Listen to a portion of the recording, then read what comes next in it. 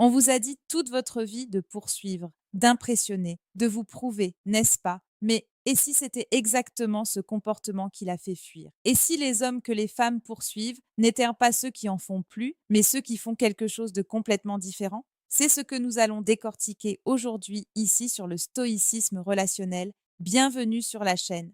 Dans cette vidéo, je vais vous montrer 5 façons non conventionnelles de faire en sorte que les femmes vous courent après sans jouer à des jeux, sans manipulation et sans prétendre être quelqu'un que vous n'êtes pas.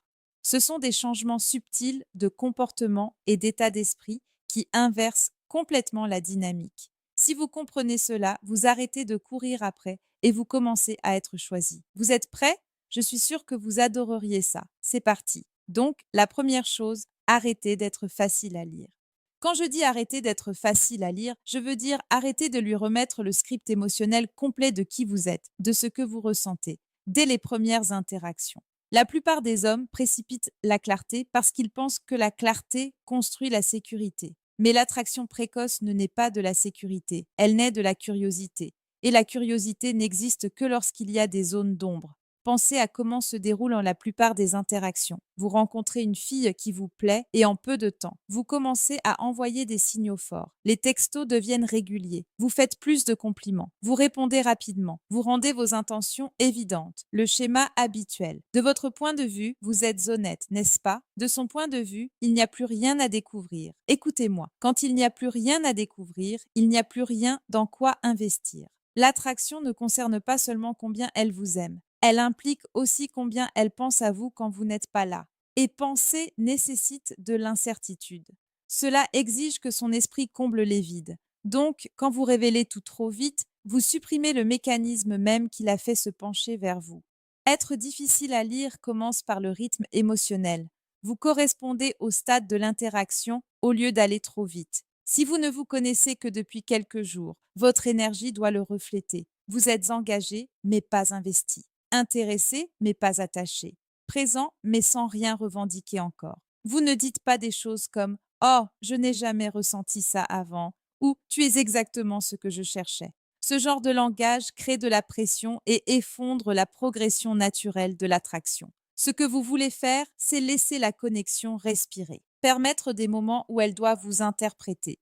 Par exemple, au lieu de trop vous expliquer dans vos messages, gardez les choses simples, légèrement ouvertes. Si elle demande «Qu'est-ce que tu fais?» je ne m'attends pas à ce que vous lui donniez une analyse détaillée de votre journée. Vous donnez juste assez. Dites quelque chose comme «Je viens de finir du travail, je change de vitesse maintenant». C'est tout. Maintenant, son esprit s'engage. Elle se demande «Qu'est-ce qu'il veut dire par là?» Elle imagine. Elle comble les vides. C'est subtil, mais ça compte. Un autre aspect de cela est la retenue émotionnelle. Je ne parle pas de suppression, je parle de timing. Beaucoup d'hommes confondent authenticité et immédiateté. Ce n'est pas parce que vous ressentez quelque chose que vous devez l'exprimer immédiatement. N'attendez pas. Laissez les sentiments se développer avant de les verbaliser. Donc, au lieu de réagir instantanément à chaque émotion, ce que je veux que vous fassiez, c'est de l'observer d'abord. Laissez-la se poser et voyez si elle est constante. Maintenant, laissez-moi aborder l'erreur que je sais que certains vont faire ici parce qu'ils entendent ça et pensent «Ah, donc je dois faire semblant de ne pas être intéressé, c'est ça?» Non, ce n'est pas ça. Être difficile à lire ne consiste pas à supprimer l'intérêt. Il s'agit de contrôler la vitesse à laquelle vous le révélez. Vous comprenez? Vous souriez toujours. Vous vous engagez toujours. Vous êtes toujours là. Vous faites tout ça, mais vous ne vous surexposez pas, parce que quand elle gagne des morceaux de vous, elle les valorisera davantage. Numéro 2. Construisez une vie à laquelle elle doit mériter d'avoir accès. Personne ne court après ce qui est déjà entièrement disponible. On court après ce pourquoi on doit se qualifier. La valeur est liée à l'accès. L'accès est lié au fait d'être sélectif.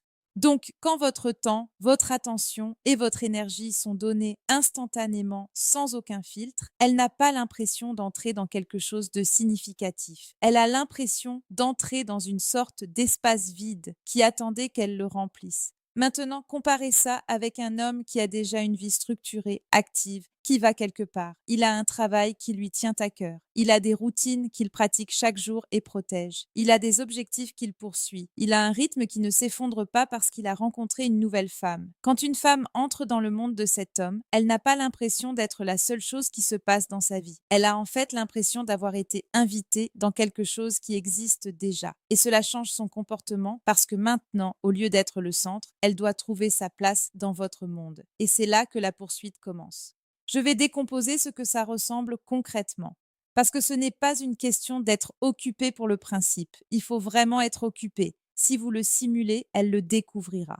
Ce que vous devez comprendre, c'est que si vous avez une routine de gym, par exemple, ne l'annulez pas juste parce qu'elle est soudainement disponible. Si vous avez du travail à faire, ne tout lâchez pour répondre instantanément à chaque message. Et au risque de me répéter, parce que j'en parle beaucoup, si vous avez planifié votre semaine, ne la réorganisez pas complètement pour l'accommoder à la dernière minute. Au lieu de ça, fonctionnez depuis un espace de structure. Donc quand elle dit « qu'est-ce que tu fais cette semaine ?» Ne répondez pas avec une disponibilité ouverte. Répondez avec une direction « j'ai une semaine chargée mais je suis libre jeudi soir ».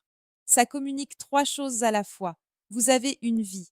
Vous valorisez votre temps et elle doit vous rejoindre là où vous êtes. Certains vont entendre ça et penser mais si elle perd l'intérêt, eh bien tant mieux, c'est le but. Si une femme perd l'intérêt parce que vous n'êtes pas instantanément disponible en permanence, c'est qu'elle n'était pas intéressée par vous.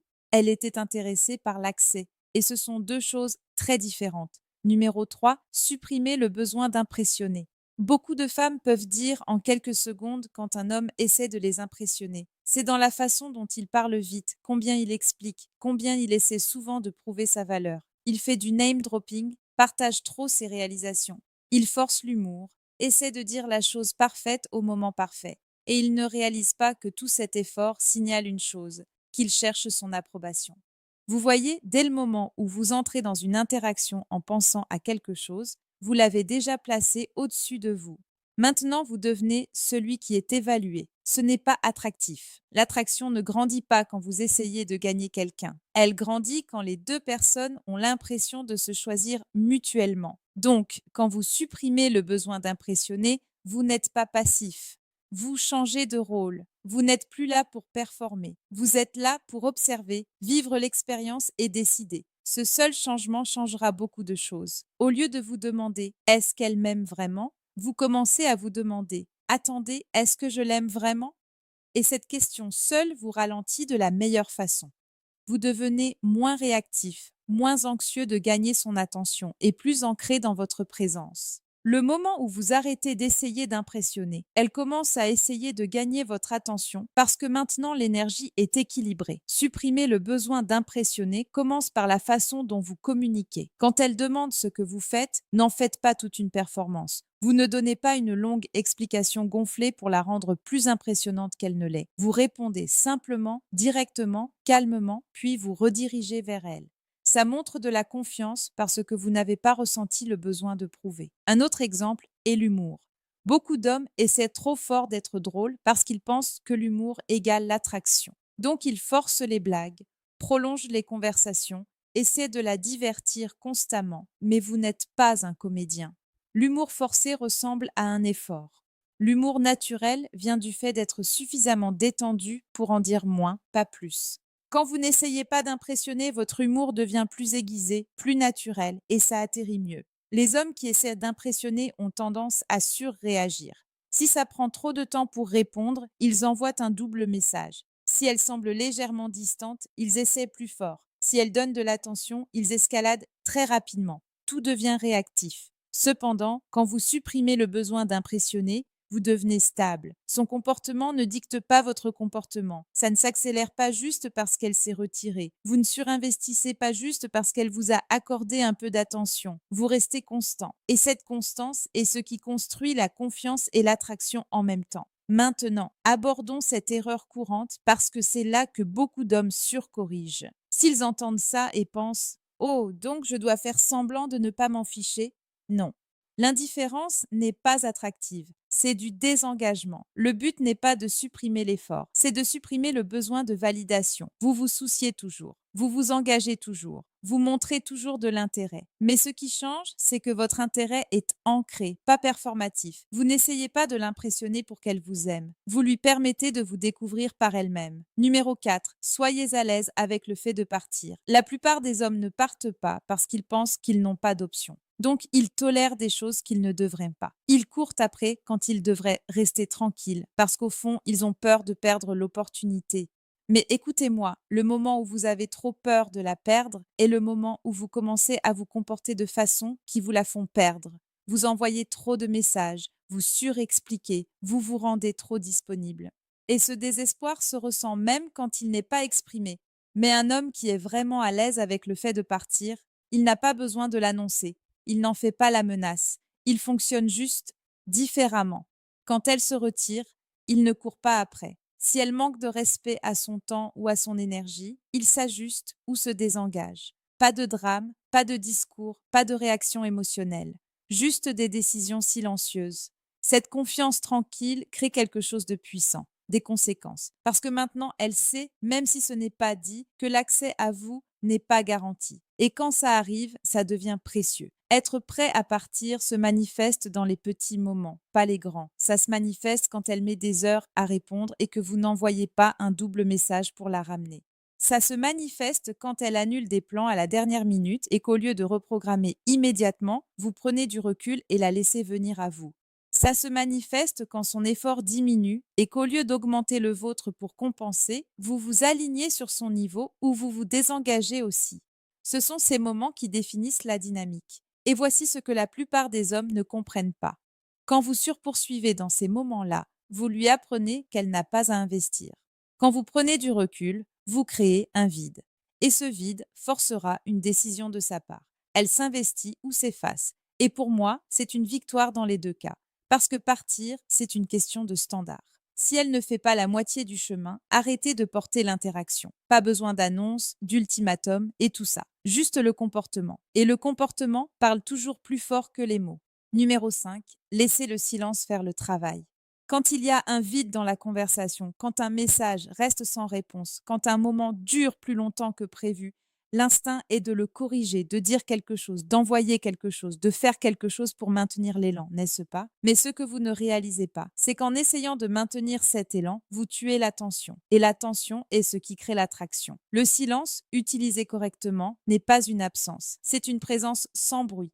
Il donne à l'interaction l'espace pour respirer. Et plus important encore, il lui donne un espace pour penser à vous. C'est dans la réflexion que l'attraction grandit. La personne qui ressent le besoin de remplir chaque silence est celle qui a le moins de contrôle dans l'interaction. Rappelez-vous qu'en personne, beaucoup d'hommes se précipitent pour remplir la pause.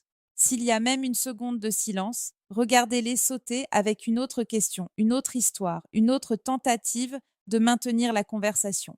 Mais je ne pense pas que ces petites pauses soient gênantes. En réalité, ce sont des opportunités. Quand vous êtes à l'aise avec le silence, vous communiquez que vous n'êtes pas nerveux, que vous ne performez pas, que vous n'essayez pas de maintenir le moment ensemble. Vous êtes simplement ancré. Et cette énergie ancrée créera un contraste. Pourquoi? Parce que la plupart des gens sont mal à l'aise avec le silence. Donc, quand vous êtes celui qui ne se précipite pas pour le remplir, elle devient plus consciente de vous. Elle se penche, elle s'engage davantage. C'est vraiment aussi simple que ça. Je crois que ce que j'essaie de dire, les gars, c'est ceci. En fin de compte, faire en sorte qu'une femme vous court après ne consiste pas vraiment en des astuces ou de la manipulation. C'est comment vous vous positionnez. Vous arrêtez d'essayer d'être choisi et vous commencez à devenir quelqu'un qui vaut la peine d'être choisi. Quand vous maîtrisez ça, tout le reste changera. La façon dont vous envoyez des messages, la façon dont vous vous présentez, la façon dont les femmes vous répondent, tout va changer et ça changera pour le mieux. Bonne chance. J'espère que cette vidéo vous a aidé. Appuyez sur le bouton j'aime si c'est le cas et abonnez-vous à la chaîne. Il y en a encore plus à venir sur le stoïcisme relationnel. Je vous retrouverai dans la prochaine vidéo, vous le savez.